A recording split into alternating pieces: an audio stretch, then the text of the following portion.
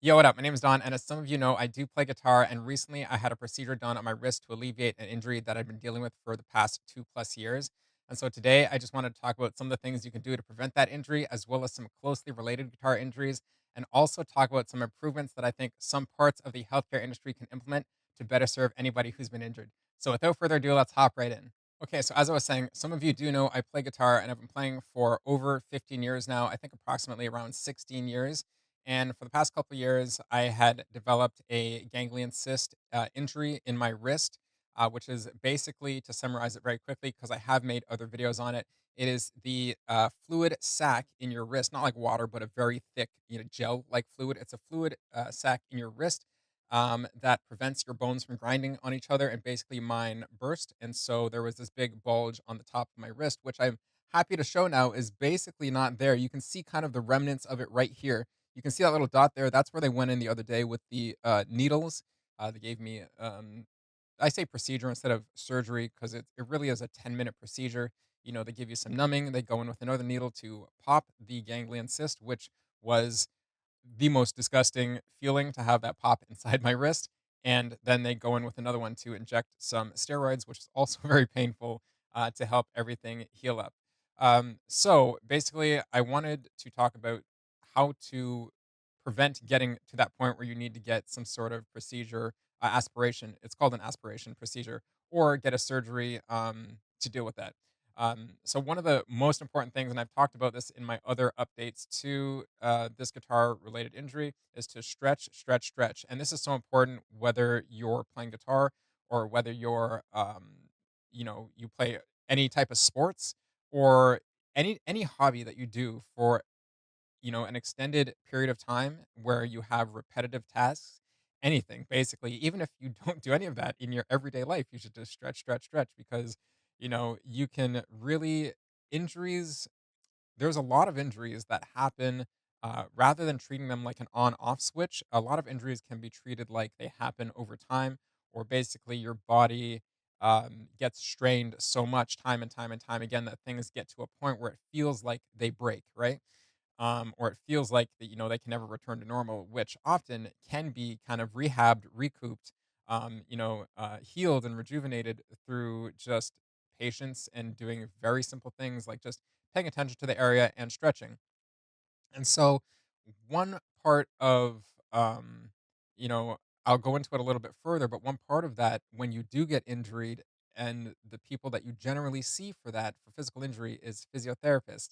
And I have quite the opinion on physiotherapy because it is something that I had to do when I originally had this injury over 2 years ago.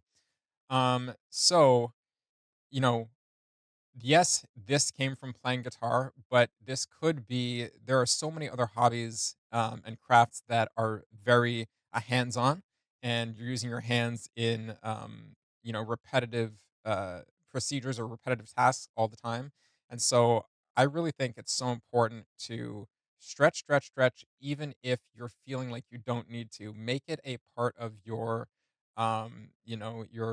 pre-activity, pre-sport, pre-hobby, pre-whatever it is, um, kind of routine to do some stretching. This doesn't have to be your hands. For me, yes, I did strain my hands, but realistically, I mean, when playing guitar, there's two, I guess, positions that you're generally in, which is sitting and standing. So I'm really going to focus in on the guitar aspect of things now. There's going to be two positions that you're generally playing in, sitting or standing. And when you're sitting, your whole body is going to be a bit more hunched down, a bit more crunched, a bit more like you're trying to get your arm around the guitar. So you have to, think about how your body is staying in um a long, period of time. When you're standing, you're more likely to be moving around and not be as static. When you're standing, your arms and your entire body is going to be relaxed, as opposed to when you're sitting. And when most people sit and play guitar, not everybody, but a lot of people, including me now, I sit with my left leg up. I guess it depends which way you play guitar, if you're right handed or, left handed. Sorry, if you're right handed this way or left handed, that would be this way. Um, it depends, but when you're sitting in that position where you have one leg up to support your guitar, you're creating, all this tension and strain from the base of your spine all the way up to your shoulders and then extending through your arms, all the way through your shoulders, your elbows, all the way to your hands. And all that tension and strain is just going to go into what you're doing on the guitar. A good way to alleviate this, so there's all sorts of techniques you can do when you're sitting, such as, sitting and playing in a more classical upright position instead of, this is the way I play now. So upright with the guitar very up like this, playing like a classical guitarist rather than playing with the guitar rested over my right leg with the neck very low, which would force me to bend this hand around more, which is a part of the reason that I developed that injury in the first place. Try not to do anything strained. Of course, everybody knows that, right? But often I find when you're trying to push yourself in an activity, whether it's guitar or anything else, you can sacrifice proper technique for doing something in a strained way just to be able to do it.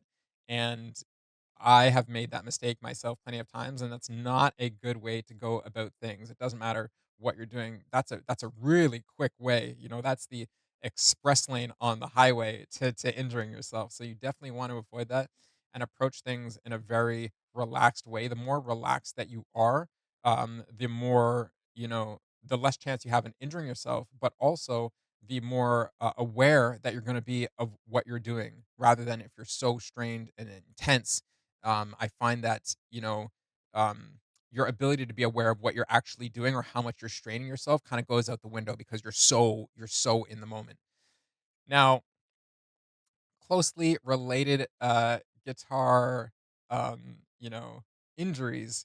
For me it started with my hand, but because of the way I was sitting and all of the tension I was holding, unfortunately for me, my hand was the first thing that decided to go, per se. But I also developed a bit of um, shoulder impingement in my right shoulder. So shoulder impingement where it feels like you have like dead shoulder. Your entire arm feels like dead weight. Some days it's worse than others, but this happened again because of a continuous strain in an unideal position that was just stemmed from sitting and stemmed from sitting in a um, not ideal position because I can sit or hunched, I can sit hunched over, and I can sit very unideal, or I can sit a little bit better with a straight back, better posture, and that will definitely help, right? Regardless, you're going to want to get up and move around every now and then. But for me, the strain I was putting on my body and the tension that I was holding in my body went from my hands, through my forearms into my elbows. And I developed tendonitis in both my elbows, which took a long time to heal. Um, you know, People can be suffering from various levels of tendonitis. Again, it's not like a switch that turns on or off. It's something that hurts more when you are holding more tension. It hurts more when you are straining your body more. It hurts more when you're not, stretching those tendons out and really giving them, um, time to be loose before you put more strain on them when you're going in to do that activity, the next day and the next time you do it. So it's really like you almost have to press the reset button on your body between each time you go to do that activity. And realistically, stretching is the thing that's going to help you do that, right? So even nowadays, I can put my finger here in my elbow, right where it hurts, kind of in this little groove here, not right on your elbow, but there's this little groove here you can see right here where your tendons kind of exit. So there's these little grooves here, and you can see obviously when you're moving your fingers, right? Wiggling your fingers that your tendons are moving your arms. Well, they all exit over here, or go over your elbow here, and so this is where your tendonitis is going to hurt. So even to this day, I have a little bit of tendonitis pain, and this can be alleviated by just doing stretches. Right, it all starts from your hands. Stretching your hands up, stretching them down, doing all sorts of hand circles and stuff like that. That all goes up your forearm and really helps your tendonitis from getting worse. Furthermore, this is going to go all the way up to your shoulders as well. And so nowadays, when I try to do, try to rotate my shoulder cuff, I get all sorts of clicking and grinding, and I'm not exaggerating. It's like click, click, click, like it's pretty bad. So, I again, um, 2 years later, 2 plus years later, I'm still dealing with the fallout or the the reactions. I'm dealing with consequences of my actions. I should say the consequences of not stretching enough. Think about stretching as a big preemptive thing that only becomes so much more important once you realize how much you haven't been implementing it into your daily routine. So, stretching is the one thing that would have prevented my ganglion cyst injury from developing, even if I was putting my hand through that, continuous 90-degree sort of strain that I wasn't paying attention to. You should always keep your hand straight. When they say keep your wrist straight, try to keep your wrist straight. Definitely try to do that. But if you do have improper technique or your technique is just not the best, then you can really help out things by stretching. It's as simple as that. If you can't tell by now, that's a common theme in this video. So now I wanted to just discuss quickly, um, because like I said, I had to do this when I first injured my wrist. They being the doctors advised that I go to physiotherapy because the ganglion cyst is something that can, on its own, the body can kind of like reabsorb it. Again, it's kind of like think of the injury like swelling, a bit of swelling. Yes, my I'm not sure what the sac is called, right? The injury is called a ganglion cyst, but I'm not sure what the sac that holds the fluid in it is called before any injury. Regardless, um, that sorry, so I had to go to physio. I was gonna say that sac had burst, and so it almost is like this swelling underneath my skin on my wrist, and it's something through they try to approach it through rehab, which is gonna be physiotherapy, and the hope is that, through stretching, through rest and stretching and different techniques, you'll, basically give the body time to reabsorb the cyst, which is non-cancerous, by the way, if anybody if anybody didn't know that, it's a non-cancerous thing. It can happen anywhere in the hand, but, a common place is the wrist, and, I don't know why it happens. Some people just live with it. I couldn't live with it, but, uh, there you go. So when I got to physiotherapy, here are my issues with it. One, physiotherapy is expensive. I mean, I live in Canada, and somebody brought this up to me the other day where they're like, "Free healthcare," and that is a whole other topic that I could just rant about forever because it makes me a bit angry when people think that we have free healthcare up here. We don't have free healthcare. We're taxed out the wazoo for healthcare, and that healthcare, maybe I'll touch a little bit on that because it did affect me in this circumstance. When it comes to seeing a specialist, in my circumstance, a hand specialist, it can take months, months, months, months to see them because you know all the taxes that people pay in the country, whatever portion of that is supposed to go to funding our hospitals. That's great and all that, but there is like it's basically a supply and demand thing, right? So there's a supply of hospitals, and just going back to like when COVID happened and everything was locked down, the demand for hospital services, for seeing doctors, for blah blah blah, exploded, right? Everybody knows that. So the fallout afterwards, because we're basically out of all the lockdowns and stuff like that, right?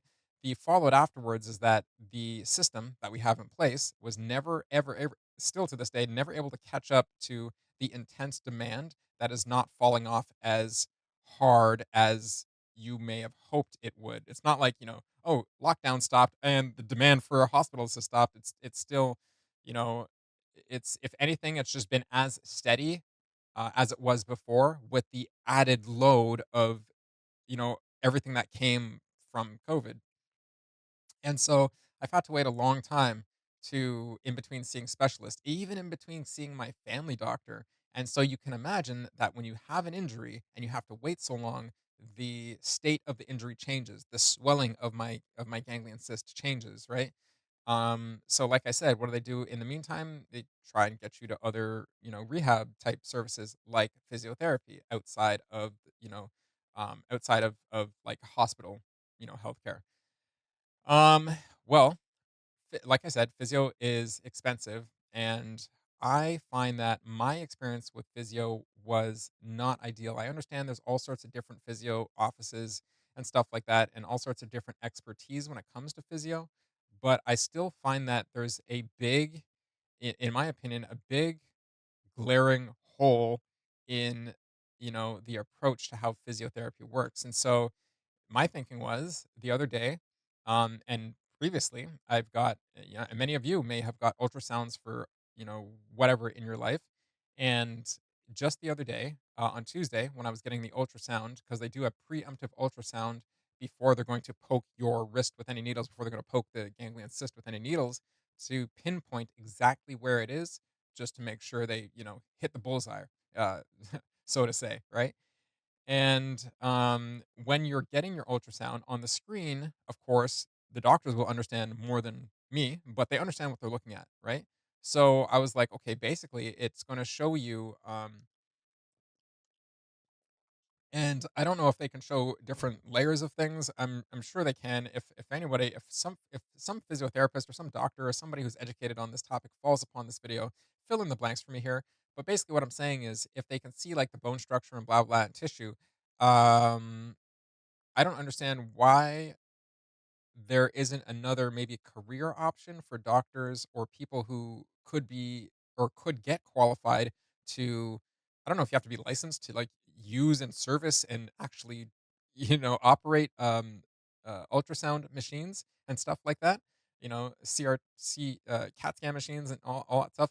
But why couldn't doctors be employed into physiotherapy practices, or even if certain doctors maybe are starting out their career and they don't uh like, it could be a circumstance where they're starting out their career, there's only one hospital in the city that they live in, and the next hospital is like so far away that it's just unideal to work there, and maybe they're not getting a lot of shifts, so maybe they're trying to fill in their spare shifts. So, right? I'm like, why couldn't they be hired by physiotherapy places to provide ultrasound services in um, in collaboration with the physiotherapist's knowledge, so that the doctor and the physiotherapist could right there make a detailed, very accurate, down to, dotting your I's and crossing your T's, understand exactly what is wrong when you do certain movements. Because if you've ever been to physiotherapy, they'll have you do a certain movement. Is it your shoulder? They'll, put it up like this. Can you do this? Turn your arm this way. Turn your arm this way, because that's going to turn your rotator cuff, which way. And in my experience, I'm not calling physiotherapists uneducated, and I'm not calling the ones that I had my experience with uneducated. I'm just saying I don't understand why this industry isn't evolving a little faster. In my opinion, right?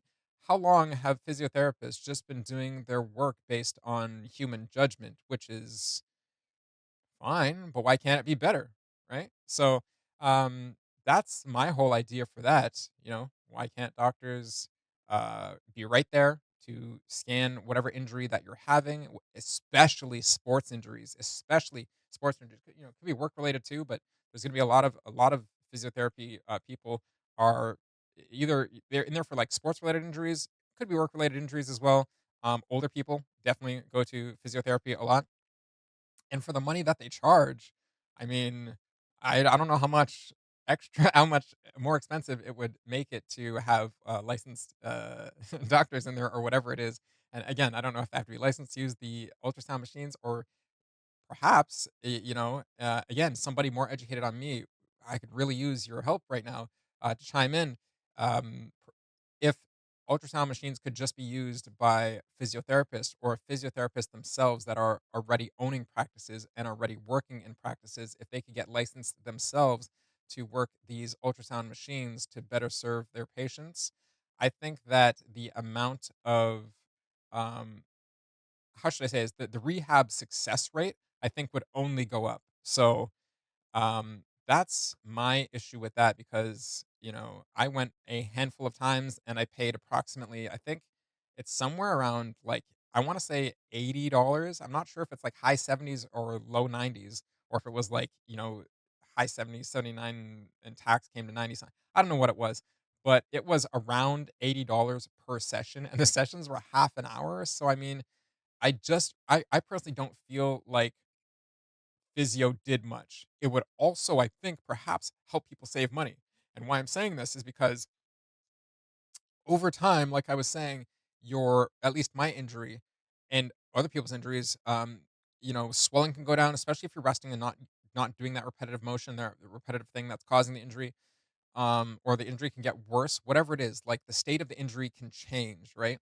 So if at first, when I went to physiotherapy shortly after I seen the hand specialist, if and the hand specialist, this was an appointment just in an office. It wasn't even when I saw that hand specialist, I did make a video on it. It's the video where I call out a doctor for being a total, shite bag, absolute scum loser, because I think that, he's the type of doctor who doesn't actually care about the patients and just kind of collects a paycheck, that type of doctor.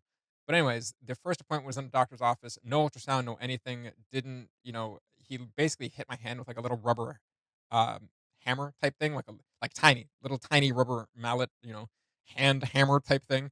And he's like, "Can you feel this? Can you move this? Blah blah blah." And sent me out within like less than 10 minutes. It was a pathetic appointment. It was a horrible experience. So free healthcare for you, right? There's a lot of Canadians that would welcome private healthcare because at least it would give us a choice. And I think that I don't think that this is fact. This is unequivocal fact. Every time you get choice, that's when you get the competition wakes up. Like if there's only in Canada, there's only one healthcare system. There's no private healthcare system, so there's no there's no real need to improve our healthcare system. There is a need, right? But they're not doing it because I don't know, they're just a-holes, like, to the umpteenth degree, they're just a-holes. Now, I don't care about the money, right? And a lot of Canadians don't care about the money. What people care about more than money, 100,000 times percent more than money, is their health. So if we had the option of private healthcare, it would force the public healthcare system to get better because they would be losing, I mean, I say losing, but one of the things that would have to change hand in hand with that is the fact that we pay so much taxes to go into the public healthcare system. If we weren't using it, I mean, so I wish there was like an opt out option. And if there, as soon as there was an opt out option, because I want to save my money, I want to save that tax money to put towards my private healthcare, whatever it is. Oh man, everything would improve. Everything would improve. Private healthcare practices would have their clients, right? And the public healthcare system would be the traffic, right, would be alleviated because at least one third of those people, even one quarter of those people, would move to the options of private healthcare. Yeah, whether it's even a location, it's closer to them, whatever it is. They don't, whatever it is, like there's no negative to that, in my opinion. So like I said, those are my ideas for improving physiotherapy and for improving the entire healthcare process related to having an injury, and just most importantly, that before you get to that point where you have to see physiotherapists and doctors and deal with whether you live in Canada or not, how to deal with our ridiculous healthcare system, or you have to deal with your own healthcare system wherever you live. It's never fun, right? So I implore people to stretch, stretch, stretch. And even when you think you don't need to, it will save you from an injury down the road. So that is all I want to discuss for today. And love to have your thoughts down in the comments down below. You know what? Even if you haven't been to physiotherapy, any if you've injured yourself at all, please add your comments down, or your thoughts in the comments down below, and how that went for you. How you injured yourself, how you went about healing yourself, whether you just kind of dealt with it yourself because the hospital experience wasn't ideal, or you dealt with the healthcare procedure, the process you went through, the healthcare system, and it was either a good or bad experience. Would love to know how it was for you. So if you want more content like this, please, as always, like, share, and subscribe, and I'll see you in the next one.